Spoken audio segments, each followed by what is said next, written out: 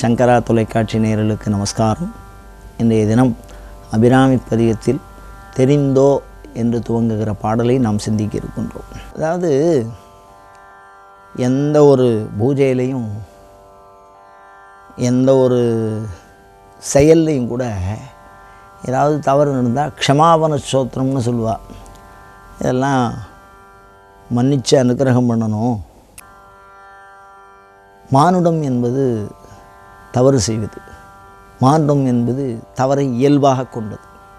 அதனால் அந்த தவறு மிகுவதற்கு வாய்ப்பு இயல்பாகவே மானுடத்துக்கு உண்டு. அதோடு மாத்திரம் இல்லாமல் ஒரு தேவதையை வழிபாடு பண்ணுறோம் அப்படின்னா அம்பாளுடைய மனம் கோணாமல் நடக்கிறது அப்படின்னா அது அம்பாளே தெரியலையே. அம்பாள் சொன்னால் தான் அம்பாளுடைய அனுகிரகம் தெரியும். தேவர்களை அறிந்து கொள்வதே சாத்தியமில்லை. தேவர்களுக்கு தாயாக அம்பாள் எப்படி உணர்ந்துக்க முடியும்? அவளுக்கு எது பிடிக்கும் எது பிடிக்காது, என்ன மாதிரி வழிபட்டால் சந்தோஷப்படுவா அப்படிங்கிறதெல்லாம் நமக்கு தெரியல. அதனால தான் உலகியல் சார்ந்து அந்த மாதிரி நமக்கு அந்த தவறுகளையெல்லாம் விலக்கி எனக்கு அனுகிரகம் பண்ணணும் அப்படின்னு அம்பாளை பிரார்த்தனை பண்ணிக்கிறார். நன்றே வருகினும் தீதே விலகினும் நான் அறிவது ஒன்றேயும் இல்லை. எனக்கு ஒன்றும் தெரியாது, எல்லாத்தையும் உனக்கே ஒப்படைச்சுட்டேன் அந்தாதியில் சொல்லுவார். அந்த மாதிரி ஒரு பூஜைன்னு வந்தால் அதில் எல்லா மந்திரங்கள் தவறாக இருக்கலாம், பொருள்கள் சில நேரத்தில் இல்லாமல் போகலாம், காலம் தவறி பண்ணலாம். அந்த மாதிரி இது ஆசீர்வாதத்தில் சொல்லும்போது கூட சொல்லுவாள். மந்திரலோபே தந்திரலோபே கிரியாலோபே காலலோபே நியமலோபே ஸ்ரத்தாலோபே சத்யபி யதோக்தம் யதா சாஸ்திரானுஷ்டிதம் சாங்கம் சகுனம் அப்படின்லாம் சொல்லுவாள். நான் எப்படி பண்ணியிருந்தாலும் அதை நீ நல்லபடியாக எடுத்துக்கணும். சாங்கம் சகுனம் நல்லபடியாக எடுத்துட்டு எனக்கு அனுகிரகம் பண்ணணும். அதே மாதிரியே தமிழில் அதை மிக அற்புதமாக நமக்கு தெரியப்படுத்தியிருக்கார். இந்த ஸ்லோகம் நம்ம எப்பவும் சொல்ல வேண்டிய ஒரு ஸ்லோகம். பூஜை முடிச்சுட்டு இதை சொல்கிறோம் அப்படின்னா பூஜையில் எந்த தவறு இருந்தாலும் மன்னித்து அதை பூர்ணமாக அம்பாள் ஏற்றுண்டு நமக்கு நல்ல அனுகிரகத்தை பண்ணுறதுக்கு அப்போவே வழி பண்ணியிருக்கார் அபிராமி பட்டர். தான் என்னென்ன தப்பு பண்ணுவோம் அந்த மாதிரி இருந்து நமக்கும் அபிராமிக்கும் ஒரு பாலமாக இருக்கார். அவர் நம்மளை ஒரு பாதி புரிஞ்சுக்கிறார், சுவாமி அம்பாளை ஒரு பாதி புரிஞ்சுக்கிறார். அம்பாளை புரிஞ்சுட்டா நம்மளை புரிஞ்சிக்க முடியாது, மனிதர்களை புரிஞ்சிக்க முடியாது. மனிதரை மாத்திரம் புரிஞ்சுட்டா அம்பாளை புரிஞ்சிக்க முடியாது. ஏன்னா அது ஞானத்தினுடைய வடிவு, இது அஞ்ஞானத்தினுடைய வடிவு. அது ஒளியினுடைய வடிவு, இது இருளுடைய வடிவு. இது இரண்டுக்கும் ஒரு பாலமாக அபிராமி பட்டர் ரொம்ப அழகாக இருந்திருக்கார். ரெண்டு பேரையும் சரி பண்ணி இந்த சாஸ்திரத்தை அமைச்சிருக்கார். இந்த சாஸ்திரத்தில் ஒரு எழுத்து கூட அவருடைய சொந்த சிந்தனையினால் சொல்லப்பட்டதில்லை. எல்லாமே அம்பாளை அனுக்கிரகம் பண்ணி எழுதியிருக்கார். அதில் என்னென்ன கஷ்டம் இருக்குது, பூஜை பண்ணுறதுல என்னென்ன கஷ்டம் இருக்குது, அவளை புரிஞ்சுக்கிறதுல என்னென்ன சிரமம் இருக்குது அப்படிங்கிறதெல்லாம் ரொம்ப உணர்ந்திருக்கார். அந்த வகையில் சொல்கிறார் பாருங்க. தெரிஞ்சே தவறுகளை செய்கிறது, அலாது தெரியாமலும் சில தவறுகள் நடந்துடலாம். அதுக்கு நோக்கம் அது இல்லை. நோக்கம் தவறு பண்ணணும்னு இருந்தால் தான் அது தெரிஞ்சு பண்ணுற தப்பு. அலாது தெரியாமலோன்னு சொல்கிறதுனால தெரியாமலும் தவறு நடக்கலாம். இவ்வடிமை செய்திட்ட பிழை இருந்தால் அப்படின்னா கண்டிப்பாக இருக்கும், இல்லாமல் எப்படி இருக்கும், மனுஷாதாரணமெல்லாம். அதனால் இவ்வடிமை, இந்த அடிமைன்னு சொல்கிறா பாருங்க. பெரியவா தப்பு பண்ணினா அது பெருசாக எடுத்துக்க மாட்டா யாரும். ஆனால் இந்த இடத்துல அடிமை அப்படின்னு சொல்லுவார். அடிமை தப்புன்னா அது ஏகப்பட்ட தப்பாக போயிடும். அது அப்படி கீழே உள்ளவா தப்பு பண்ணினா அவளுக்கு மேலே உள்ளவா என்ன பண்ணுவான்னா சினங்கொண்டு, அதுக்கு மேலே உள்ள அதிகாரி சினங்கொண்டு கோவத்தில் சினம் கொண்டு அது ஓர் கணக்காக வையாது அந்த ஒரு தப்பை ஒரு பெருசுபடுத்தி இப்படி பண்ணிட்ட அதனால் இவ்வளவு நஷ்டம் எனக்கு அப்படின்லாம் ரொம்ப பெருசுபடுத்தி மற்றவா பண்ணுற தவறுகளை ரொம்ப பெருசு பண்ணுவாள். அது மாதிரி பெருசுபடுத்தி கணக்காக வையாதுன்னா திட்டுறதுன்னு அர்த்தம். இந்த இடத்துல வையாது, மனசில் வைக்காத, கணக்கில் வைக்காத அப்படின்னு ஒரு அர்த்தம் உண்டு. ரொம்ப அழகாக பேசியிருக்கார். தெரிந்தோ அல்லாது தெரியாமலோ இவ்வடிமை செய்திட்ட பிழை இருந்தால், நான் அடிமையாக இருக்கிற நான் வந்து பிழை ஏதாவது பண்ணியிருந்தா சினங்கொண்டு அது ஒரு கணக்காக வையாது. நீ கோவப்படாத, அதை ஒரு கணக்கில் வச்சுக்காத. நின் திருவுளம் இறங்கி, கொஞ்சம் மனசு இறங்க, அம்பாள்கிட்ட கேட்குறார், கொஞ்சம் இறங்கி, திருவுளம் இறங்கி மிகவும் பரிந்து வந்து, அப்படிலாம் பண்ணக்கூடாதுப்பா அப்படின்னு ஒரு தாயார் வந்து தன்னுடைய குழந்தைக்கு சொல்கிற மாதிரி சொல்லணும். பரிந்து வந்து, கோவப்படக்கூடாது, மனசுலையும் வச்சுக்கூடாதான், கணக்குலையும் வைக்கக்கூடாதான். இனியேனும் அந்த தவறு தொடர்ந்து பண்ணினா நான் என்ன பண்ண போகிறேன்? என்னுடைய தப்பு என்ன தான் பாதிக்க போகிறது, அம்பாளை பாதிக்க போகிறது இல்லை. அதனால் அந்த தவறு பண்ணி அதனால் ஏற்படுற விளைவு இருக்கோ இல்லையோ, அந்த விளைவினால் இனியேனும் பாழ்வினையில் ஆழ்ந்து இன்னற்படாது.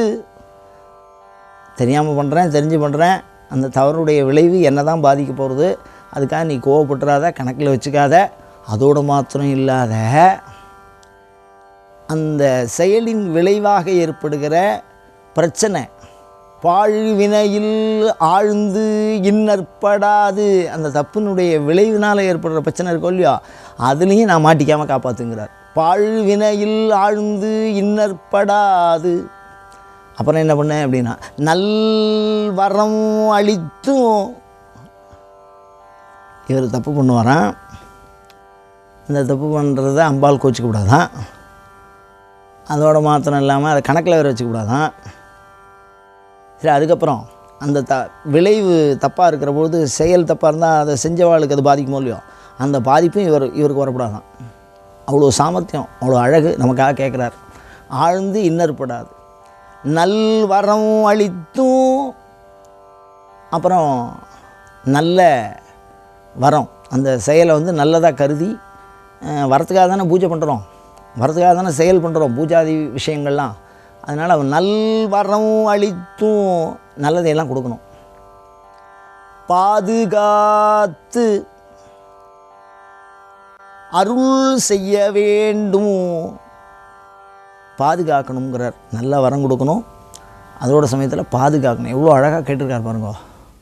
அருள் செய்ய வேண்டும், இந்த அனுக்கிரகத்தை எனக்கு பண்ணணும். அண்டாண்ட உயிர் பறிவுடன் அளித்த முதல்வி, அண்டாண்ட உயிர் பறிவுடன் அளித்த முதல்வி, இந்த உலகத்தையெல்லாம் பறிவுடன் அளித்த முதல்வி, முதலாக இருக்கக்கூடியவள். முதல்வின்னா எல்லாத்துக்கும் முதல்ல அவள் தான் தோற்றம். பரமே வியோமன் அப்படின்னா, தாம் விஸ்வயோனிம் வசவோ வசந்திம் அப்படின்னா, எல்லாவற்றிற்கும் மூலதனமாக இருப்பவள், இந்த உலகத்திற்கு முதலாக இருப்பவள் அப்படின்னு சொல்லுவார். பரிவுடன் அளித்த முதல்வி. புரந்தரன், புரந்தரன்னா இந்திரனுக்கு பேர். போதன் பிரம்மாவுக்கு பேர். மாதவன் விஷ்ணுவுக்கு பேர். ஆகியோர்கள் துதிபுரியும் பதாம்புய மலர்.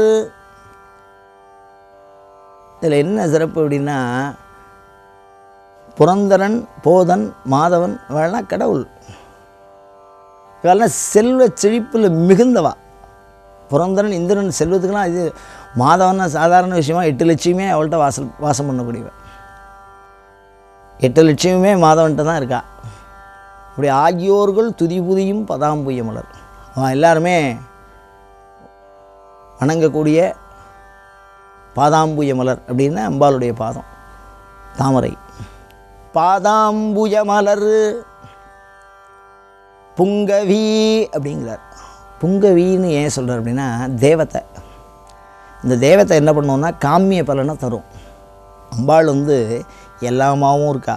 ஒன்றாயரும்பி பலவாய் விரிந்து இவ்வுலகெங்குமாய் நின்றாய் அபிராமிதாசர் சொல்வார். அது மாதிரி இந்த இடத்துல அவள் எந்த தன்மையில் இருக்காளோ அந்த தன்மைக்கு தகுந்த மாதிரி பலன் மாறுபடும்.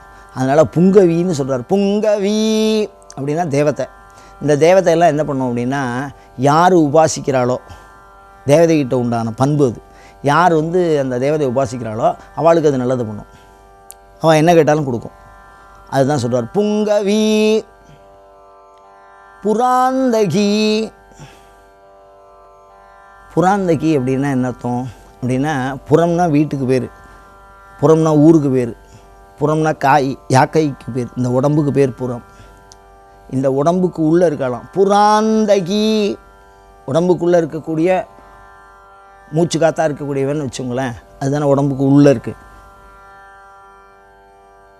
புரந்தகி ஊர், உடம்புக்கு வெளியில் இருக்கிறது. புறம்னா ஊர், புறம்னா சரீரம், ரெண்டுத்துக்கும் பொருள். இருந்தாலும் இந்த இடத்துல ரெண்டுத்தையுமே பிரித்து சொல்கிறார். உடலுக்குள்ளேயும் இருக்கா, உடலுக்கு வெளியிலையும் இருக்கா. புரந்தகி புராதனி. புராதனின்னா வெகு காலமாக இருக்கான்னு அர்த்தம். அவன் இன்றைக்கி நேற்றுக்கு இல்லை, அவன் எப்போ தோன்றினான்னு யாரும் தெரியாது. அது அபிராமி பட்டர் முதலேருந்தே சொல்லுவார். காரணம் என்ன, திருக்கடையூர் மயான க்ஷேத்திரம். உலகத்தில் எல்லாம் அழிஞ்சும் மயானம் அழியாது. மயானத்தில் சிவபெருமான் எப்பொழுதும் இருக்கார். அந்த சிவபெருமானை விட்டு நீங்காத அம்பாள் சாட்சியாக மகாகல்ப மகாதாண்டவ சாட்சின்னே நமகான்னு பேர். மகாகல்ப எல்லாம் கல்பங்கள்லாம் முடிஞ்சு சுவாமி எல்லாத்தையும் அழித்து திருப்பியும் உற்பத்தி பண்ணுறதுக்கு அந்த காலத்தில் கூட சுவாமி உண்டியும் தனியாக இருக்கார். அதை பார்த்துட்டு இருக்க அம்பாள். அதனால தான் ரொம்ப தெளிவாக சொல்கிறார், திருக்கடையூர் மயான க்ஷேத்திரத்தில் ஒன்றும் இல்லையா. அதனால் புராதனி, ரொம்ப காலத்துக்கு முற்பட்டவ, எல்லாம் அழிந்தும் தான் அழியாதவள்னு அர்த்தம். புராணி அப்படின்னார். புராணி அப்படிங்கிற வார்த்தைக்கு இன்னொரு அர்த்தம் என்னென்னா, நிறைவை தருபவள் அப்படின்னு அர்த்தம். திரிபுவனேஸ்வரி,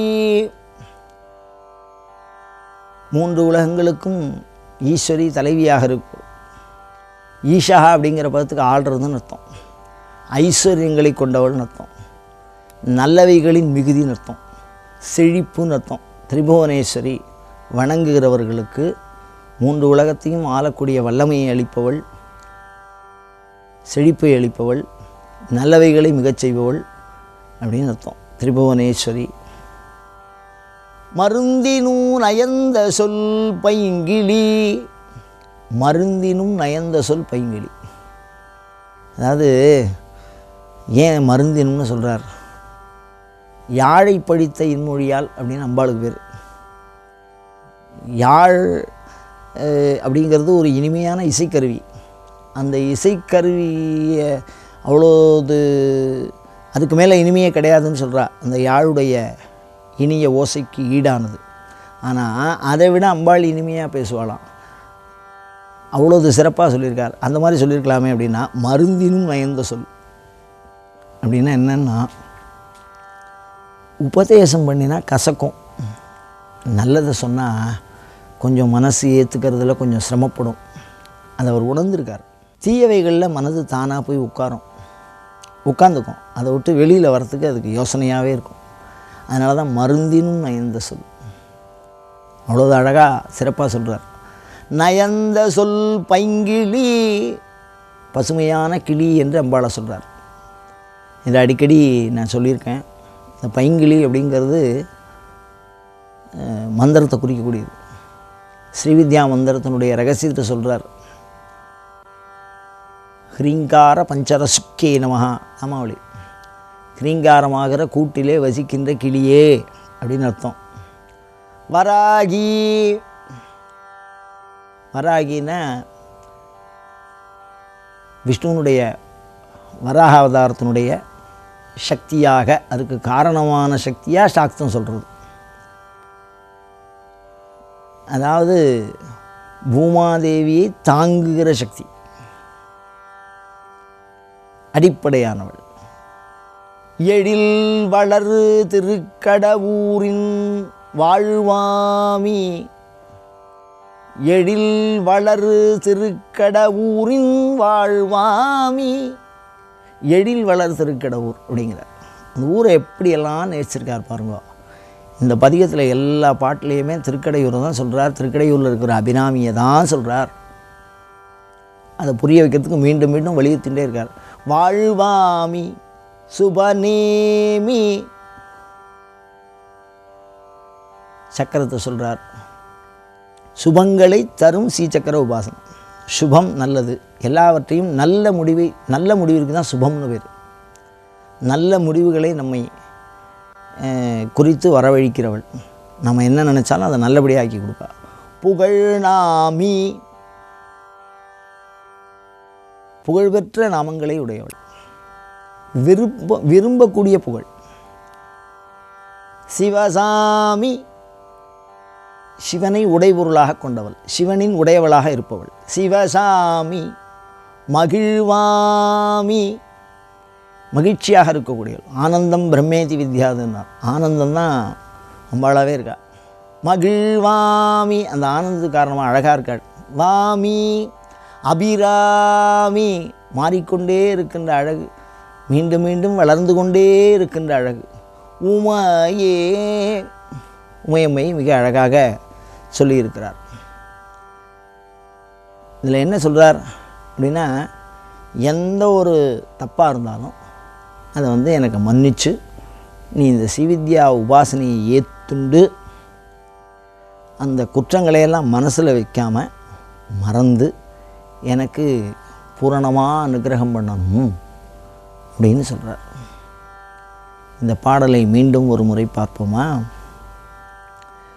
தெரிந்தோ அலாது தெரியாமலோ இவ்வடிமை செய்திட்ட பிழை இருந்தால் சினம் கொண்டு அது ஓர் கணக்காக வையாது நின் திருவுளம் இறங்கி மிகவும் பரிந்து வந்து இனியேனும் பாழ்வினையில் ஆழ்ந்து இன்னற்படாது நல்வரம் அளித்தும் பாதுகாத்து அருள் செய்ய வேண்டும்.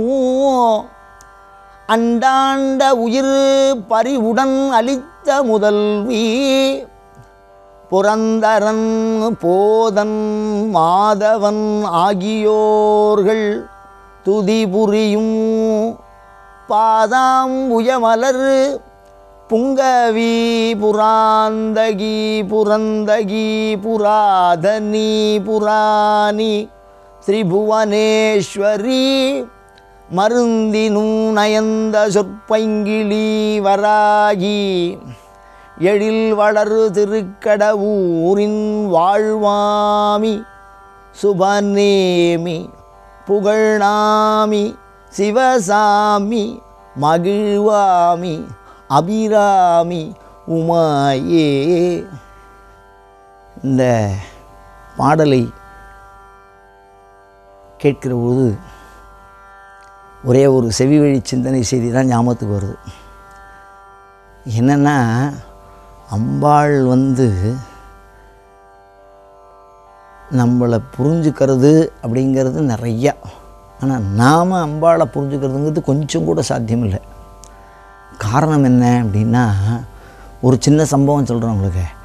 காளிதாசன் காளியை கும்பிட்டு எல்லா விதமான அனுகிரகத்தையும் வாங்கினவர். அது மாதிரி அவர் காலத்தில் சமகாலமாக தண்டின்னு ஒரு புலவர் வாழ்ந்தாராம். அந்த புலவர் சரஸ்வதி உபாசனை பண்ணினவராம். ரெண்டு பேருக்கும் ஒரு போட்டி இருந்துதான், இந்த புலவரில் யார் கவி அப்படின்னு. அதில் காளி வந்து தீர்ப்பு சொன்னாலாம். என்ன சொன்னாலாம், எல்லாரும் வந்து காளிதாசனுக்கு தான் காளி சொல்லுவா, தண்டிங்கிற புலவனுக்கு சொல்ல மாட்டா அப்படின்னு நினச்சிருந்தா. ஆனால் காளிதாசனை பற்றி சொல்லாமல் கவிர் தண்டி கவிர் தண்டி கவிர் தண்டின்னு சொன்னாலாம் அம்பாள். காளி சொன்னாலாம். இது நடந்து அப்படி சொல்லிகிட்டே இருக்கா, தண்டி தான் கவி அப்படின்னு சொல்லுவோம். ஆனால் அந்த காளிதாசன் கொஞ்சம் முன்கோவக்காரன். அதனால் கோவத்தில் உன்னை நம்பினேனே இப்படிலாம் பண்ணிட்டியே அப்படின்னு ஒரு மாதிரி வருத்தப்படுற மாதிரி காளியை பேசினான். இது ஒரு செவி வழி செய்தி, ரொம்ப அற்புதமான ஒரு தகவல். இதெல்லாம் உபாசனை பண்ணும்போது ஸ்ரீவித்யா உபாசனையில் ஈடுபடுறவா கோயில்களில் வந்து பார்க்கும்போதும் பேசும்போதும் அவள் சொல்கிற தகவல்லாம் ரொம்ப அற்புதமாக இருக்கும். சில பெரியவாள்கிட்ட பேசும்போது அது மாதிரி என்ன சொல்கிறா, அப்படி திட்டானா அம்பாளை வந்து ஒரு வசையாக பேசிட்டானா.